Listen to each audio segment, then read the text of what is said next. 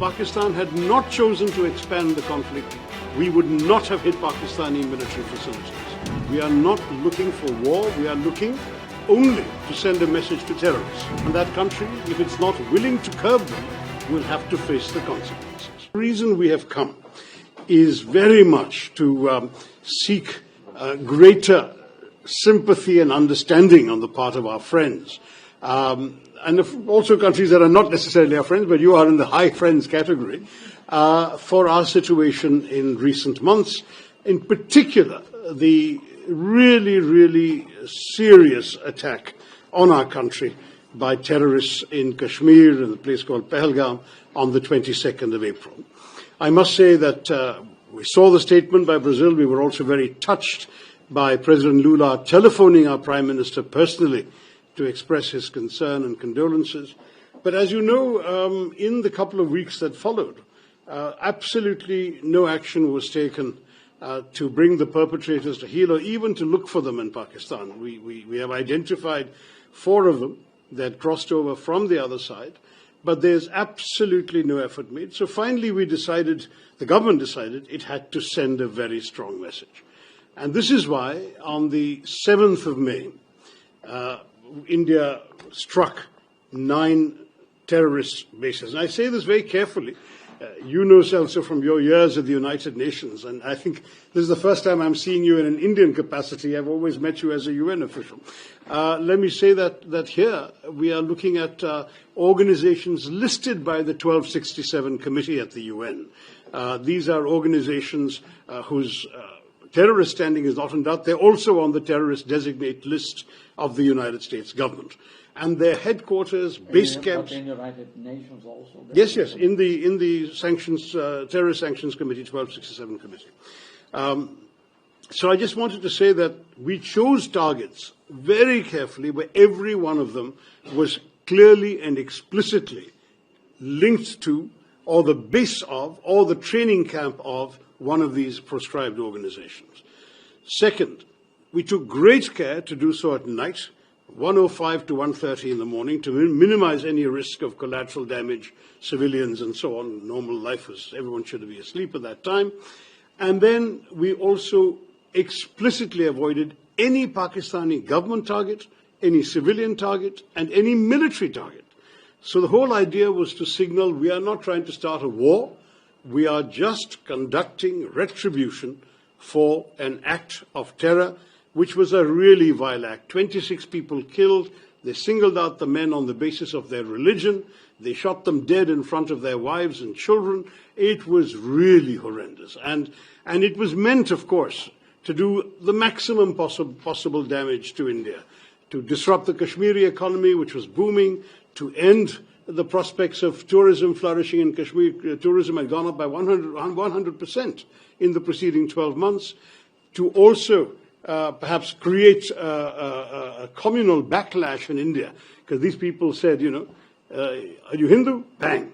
Can you recite the first verse of the Quran? Then we spare you. And in fact, they spared one man because he could recite. And this was clearly intended to send the message, it is our religion that is killing you. And so the hope was that there would be a backlash back in India.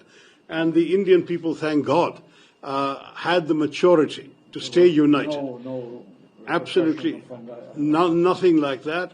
There were heightened tensions for maybe 24 hours, some minor incidents in university campuses and so on, but thereafter the whole country rallied behind. And in fact, once the operation started, you would be so impressed to see the strength of opinion of all sections. And in fact, I'm proud to say that every one of our parliamentary delegations going around the world has this diversity of religion I mentioned. Mr. Sarfraz Ahmed is from the Muslim community, is strongly, solidly with us. We've had others leading voices from the Muslim community. And of course, the Kashmiri people, the Kashmiri chief minister, who was elected in an election with a 64% turnout quite recently. He has been really exemplary in speaking up for India and against this hateful terrorism. But you see, Celso, you understand these phenomena so well. I don't want to preach to somebody as knowledgeable as you are. But this is a particularly troubling matter because it is about the use of terrorism as an instrument of state policy. You know, when we struck those terror bases on the 7th, as I said, every one of those bases identified linked to terror. Next morning, there is a funeral at one of his sites, conducted by a person who's also named in the committee, Hafiz Abdul Rauf, who's an elite figure named in the United Nations Sanctions Committee. He is conducting the funeral, and look who's attending. Uniformed officers of the police and military of Pakistan. These are all military officers, and there are a couple of police people, senior officials. This is what is going on in Pakistan. This organization, the LET, has created this front called the Resistance Front, so-called. We have been reporting about the Resistance Front to the UN Sanctions Committee time after time. 3 times we've already given details. They claimed credit for the terrorist killings. The next day they repeated that claim. And then when people realized the gravity of it, their handlers in Pakistan got them to delete the claim. But the claim is on record for a full 24 hours.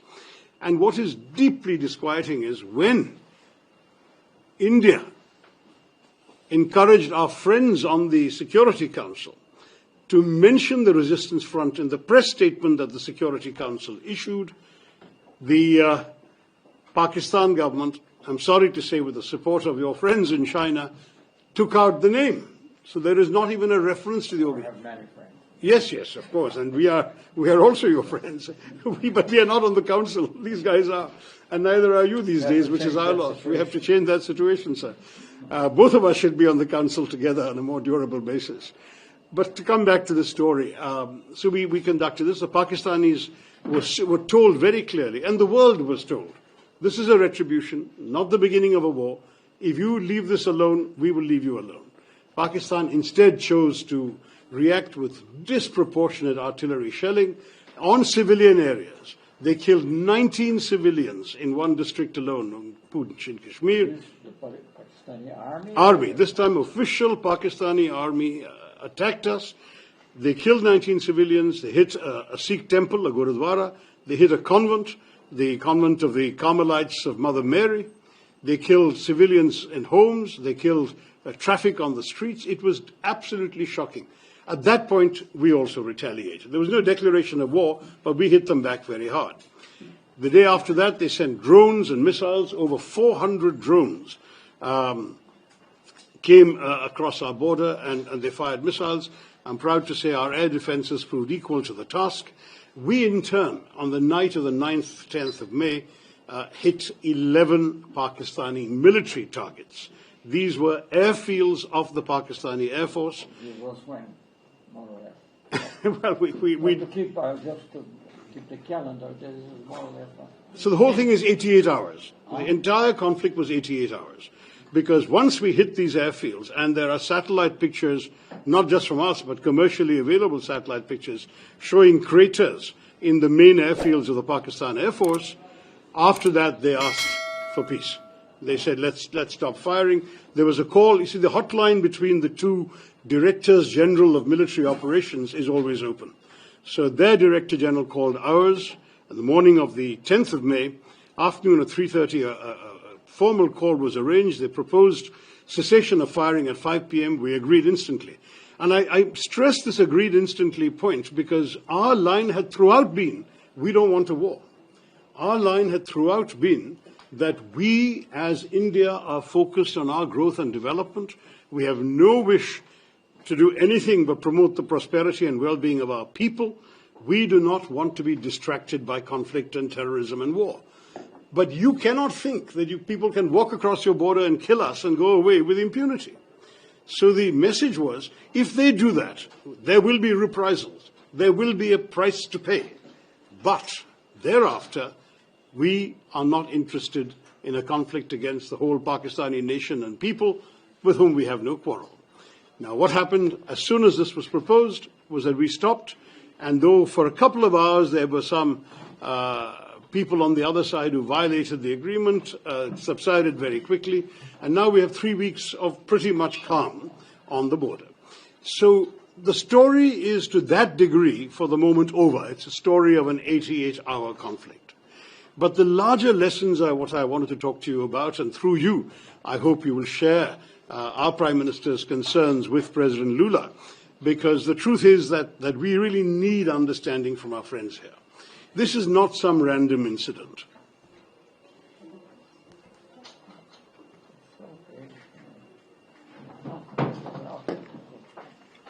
This is not some random incident, also. This is very, very seriously part of an organized effort by elements within Pakistan to systematically undermine the Indian state.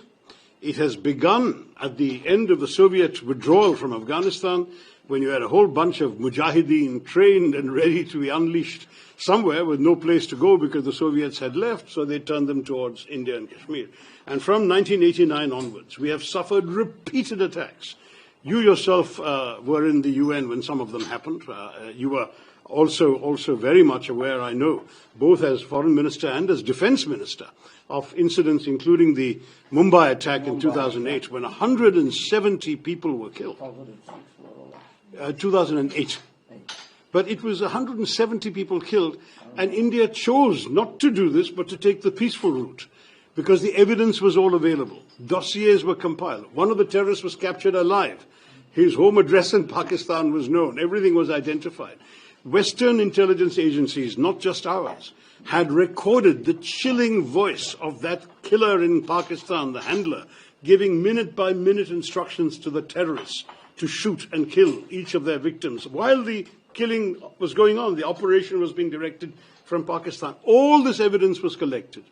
And we thought, the government, which was at that point my party's government, Dr. Manmohan Singh's government, thought that this convincing dossier will result in the end of Pakistani terrorism, that the whole world will tell Pakistan not acceptable, so on and so forth.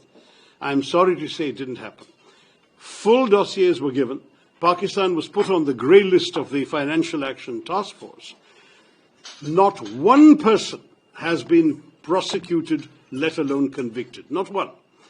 They made a token gesture of arresting one or two of the names that we had provided, which were associated with the dispatch of this mission. The most prominent of them was a character who has since fathered children while he is ostensibly under arrest. Who has since fathered children while he is ostensibly under arrest. That is the kind of arrest that he is enjoying. It's a joke. The Pakistanis are not serious about terrorism. And this is why, time after, the Pakistanis say, let us have a neutral investigation. There could have been no more neutral investigation than the one of 2008. Practically half a dozen Western intelligence agencies had material that was shared and that was collectively presented to the Pakistanis. We said, here is all the material you need to prosecute these people and convict them in your courts. They gave one excuse after the other. But what is worse, sir, is the terrorist attacks continued. There was one serious attempt made by this Prime Minister, Narendra Modi, to make peace with Pakistan, which was on Christmas of December 2015, 7 years after Mumbai. He traveled to Pakistan for the birthday celebrations of the then Prime Minister Nawaz Sharif, whose granddaughter was also getting married on the same day, so he attended both. There was a lot of warmth expressed on both sides. It was a very spontaneous gesture by the Prime Minister, not a long-planned visit. And yet, within 3 weeks, we had a Pakistani attack on an Indian airbase called Pathankot. At that point, the Prime Minister invited the Pakistanis to join the investigation. I say all this because the Pakistanis are again telling everybody, let's have a joint investigation. We did a joint investigation of Pathankot. And what happened? They went back to Pakistan and they said, the Indians did it to themselves. That was the last straw. The betrayal, the sense of frustration in Delhi has to be imagined. You are talking to a government that on the one hand is friendly to you, but it is unable to control the elements within its own system that go out and kill with impunity. Mumbai was bad enough, but the continuing series of attacks after that. So after this 2015 betrayal, the government decided they would now no longer take this lying down. There would be public retaliation, and it would be physical, kinetic retaliation. So 2015 September, there was an attack in a place called Uri on the line of control with Kashmir. We sent a surgical strike right across the line of control, hit some people very hard there. 2019, January, there was a suicide bombing by a terrorist from Pakistan. 40 people killed in Kashmir. This time we conducted an airstrike in their northwestern province of Khyber Pakhtunkhwa, a place called Balakot. The purpose again was to show the old restraints will no longer be observed. There will now be open action. And this attack was serious enough to warrant hitting Pakistan's heartland, but only terrorist sites initially. And I want to say once again, if Pakistan had not chosen to expand the conflict, we would not have hit Pakistani military facilities. Our message is consistent. We are not looking for war. We are looking only to send a message to terrorists. But through them, we want a message to be heard by those who are providing them safe haven, by those who are financing them, training them, equipping them, guiding them, and sending them across the border. And those are people in Pakistan in very, quote-unquote, responsible positions who are doing this. Whether they're under the control of the civilian government is another matter. We will not speculate on that. But they are still happening. They are still coming from that country. And that country, if it's not willing to curb them, will have to face the consequences. That is precisely where we are, Silso, and I seek your understanding for this.